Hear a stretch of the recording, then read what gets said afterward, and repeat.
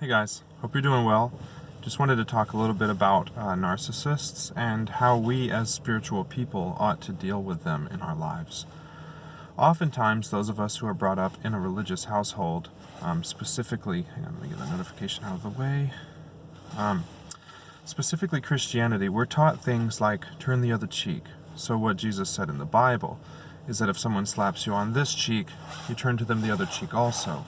But when it comes to dealing with a narcissistic personality type disorder person, that's not always the best way to handle it, because they'll continue slapping you on each cheek forever and ever and ever as long as you let them.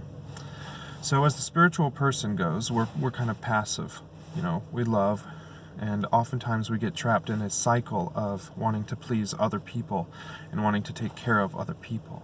And that can really be taken advantage of, especially for us empaths who really we need that feeling of love, from our partner, of us doing something nice for them. It doesn't have to be a partner, it could be a family member, could be a friend, could be an associate, just anyone with that type of disorder. We seem to be drawn towards them, and we want to please them and help take care of them. The best thing that we can do is a technique called the gray rock. What a gray rock is when someone, the narcissist, is trying to make you have an emotional response to something. You instead have no response at all, no emotion, and you basically act bored with what they're doing. They're looking for you to react, and they draw off that energy, and they feed on that energy, kind of like energy vampires. So the best thing you can do is be stone-faced about it, and if you have the option, don't reply at all.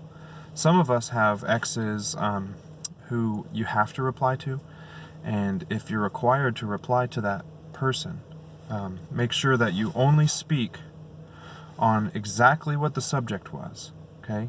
And if it's something that's not necessary, like for instance, if you're speaking about children and you're in a custody situation, you answer specifically about the children, only about the children, okay? And you only address what the question was, nothing else, because a lot of the times they'll try to add things to make you feel bad, or to get at you, or to hurt you. They know where your weaknesses are, especially if you had a relationship with them. So what you do is you only answer very specifically, very plainly, almost like you're sending a business email. And if, whenever possible, avoid conversations on the phone, because they know how to rile you up. So if it's just a friend, or if it's someone that you don't necessarily have to have contact with all the time, the best thing to do is avoid that altogether. And eventually they'll get bored with you or get frustrated with you, and then they'll start to discard you. The discard phase is where they start making you out to be a bad person so that they can get rid of you without feeling bad.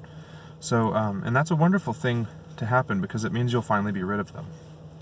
So, I do have experience, but I don't want to speak about it too much because I don't want to point any fingers or anything. But the best thing you can do is make sure not to react, because that's the only thing that they're feeding on, okay? All right, just want to give you that tidbit. Thanks, guys. Love and light. Bye.